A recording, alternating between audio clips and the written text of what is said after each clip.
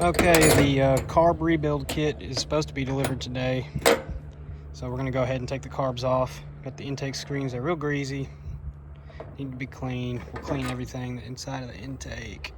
Yeah, all that's going to get cleaned. Let's get these off. We got some 12 mil, some 10 mil. We had that paper gasket there. It's not in the best of shape. It went on top of this, and on the bottom we got parts of a gasket here and nothing here. Got to disconnect this line going into the crankcase, and then I think from there on out it's just bolts taking it off of the manifold.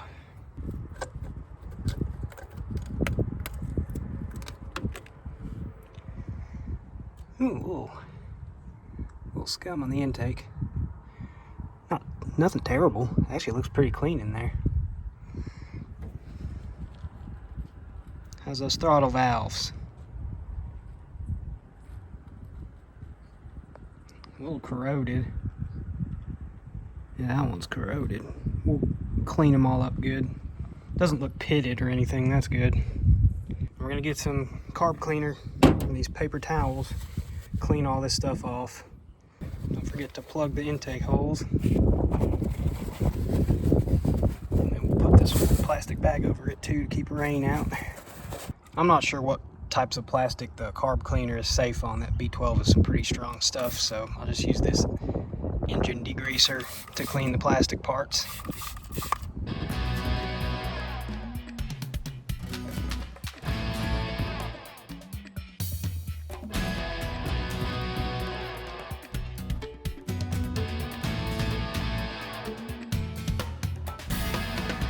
Okay, so these come apart easily. There's actually a, I don't know how to describe it. So the paint on the intake grate wasn't touched, but whatever they painted these carbs with, the B12 stripped it. So it's kind of like peeling off, which is not good. We just have to try to clean it off good when we get these carbs torn apart. Make sure there's no pieces of paint getting in there.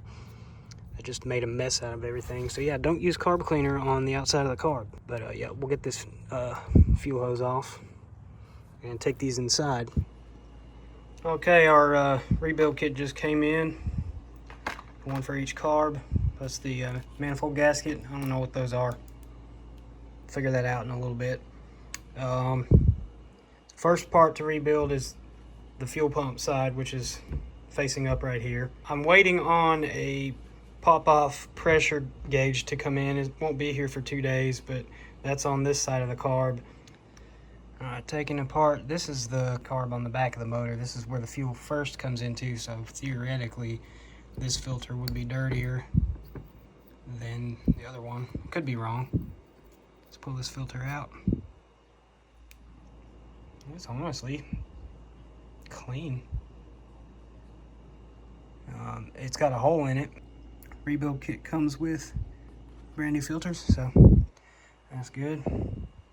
All right, I didn't show because my phone was on the charger, but the inside of this pump it was pretty nasty. It had a bunch of buildup. It took a while to clean off, but everything's clean and smooth. We're about ready to put this back together.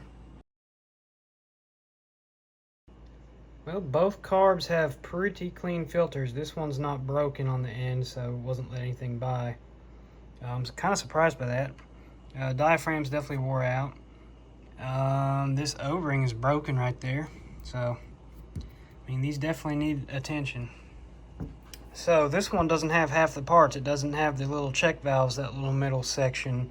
This would be the pulse input here from the motor, which this carb has the pulse right here. And I did research that, and on a twin carb it's only supposed to have one pulse fitting, so maybe there's just no check valves because this fuel pump is just being pumped by this fuel pump. I think that's what it is. This is doing the work for both carburetors, and this one's just letting fuel flow through. I'm going to do a little research and double check, make sure that this isn't missing something before I clean it out and rebuild it. And back to the old diagrams. Confirms that the rear carburetor has the fuel pump. This one does not. So everything looks good there. Okay, I went ahead and took the cover off of carburetor number 1, and this diaphragm's still got some play. It's a little stiff on this end. I don't know if that make a difference. Here's our needle valve. We're gonna break into it, and I'm gonna have to leave it open and do the pop-off test here in a couple days, but I'm gonna just poke around and see if anything looks obviously gummed up or anything.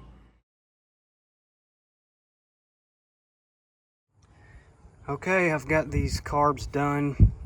Tested pop-off pressure on both of them. One was a little low. This one was a little low, which would make this one run richer at low speed. Either way, I replaced the spring, adjusted it, and they're both pushing about 32 psi, so that's in spec. Now I've just got to bolt this down. I got a brand new gasket in there. Bolt this down, start hooking everything back up. Make sure these are adjusted. All right, I had to do a little syncing up. This throttle body was open a little more while this one was closed, so I got them identical now. Throttle works. Choke also had to be synced up. The only difference between the two is the high-speed screw, which is right here, is backed out more on the rear cylinder. That's factory spec. We may have to adjust all these screws on the water, but next thing we got to do is get this fuel tank ready to hook fuel back up. Okay, I'm editing this video right now. I just wanted to pause and mention that I didn't show the whole rebuild process of the carb. This is not a how to rebuild a carb video. I skipped a lot of steps in this video that I didn't show, but everything was cleaned and all the gaskets and O-rings and diaphragms, everything was replaced, the check valves, whatnot. So just wanted to mention that. There's videos on YouTube. This is a Mikuni SBN 38 if you want to look up if that's what you got on your jet ski motor or whatever. There's videos on how to do that. I'm just showing, just kind of skipping through it. So anyways, back to the video. All right, y'all, here's the fuel tank. I took the pickup lines out. There is no filter, no screen on the end of them, and they're coated in rust and other junk. Everything's rusty. And look inside the tank.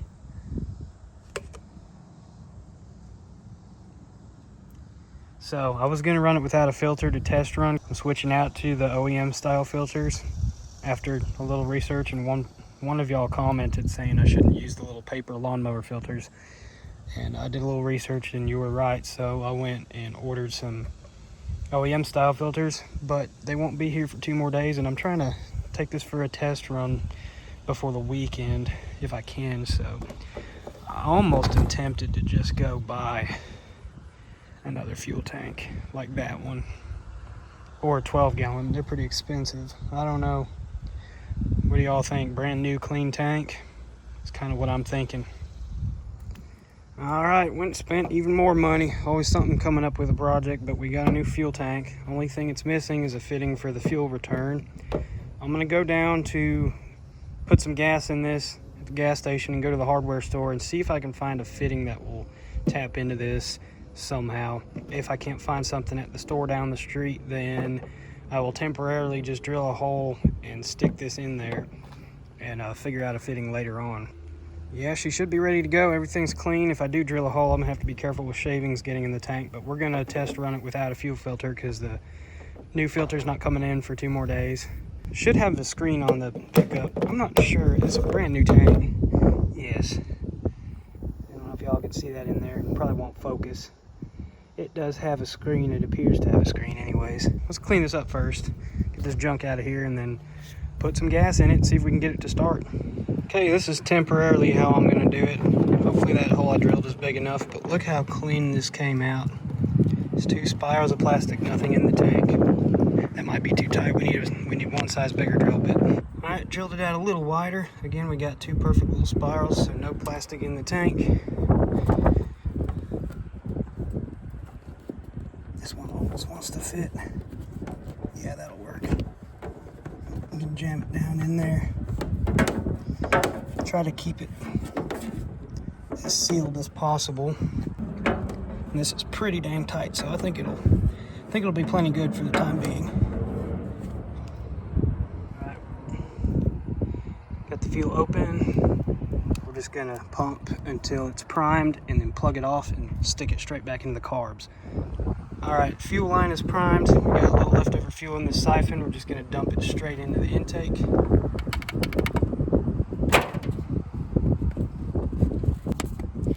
We got this. This is gonna be our choke for now. We'll pull it out when it runs.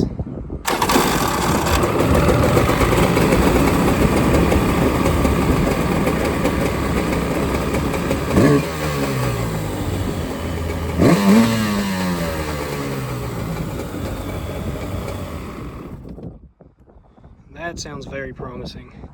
We still may have to adjust the jets when we're on the water to get it to run just right, but that throttle response was perfect. I did not have that before I rebuilt the carbs. So one thing left to do, and that's take it on the water.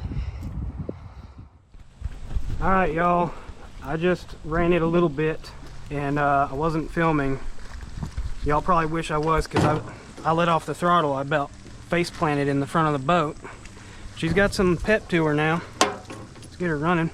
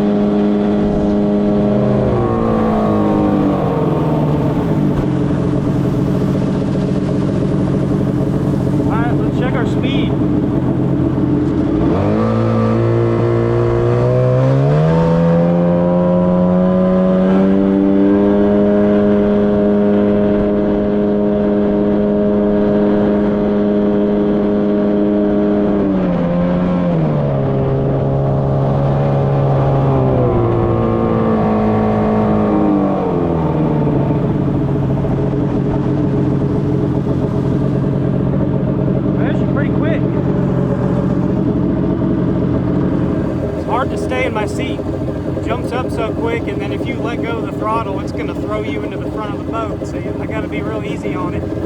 It's topping out about 44 consistently, 43, 44 top speed, which is pretty crazy. I was expecting 30 to 35, but she got some power.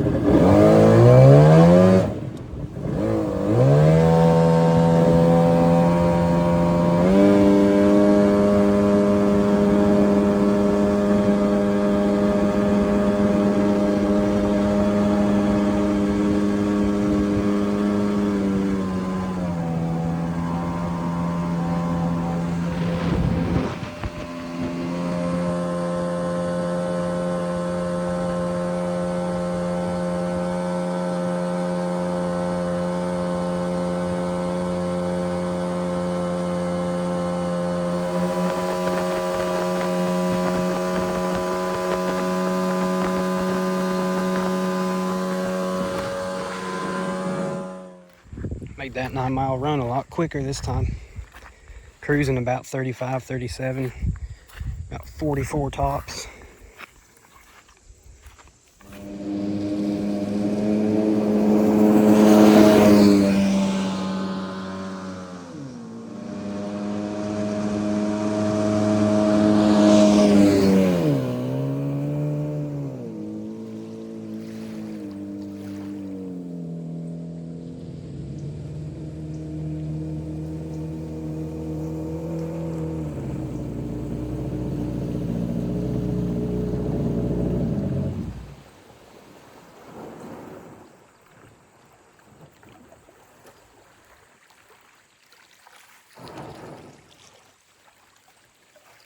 I'm gonna have to put a grab handle or something on here. It's trying to throw me around.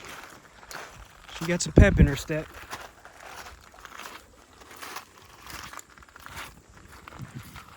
Didn't burn too much gas. We'll make it back to the ramp for sure. Look, some coral. Fossilized coral. All right, let's head back to the ramp.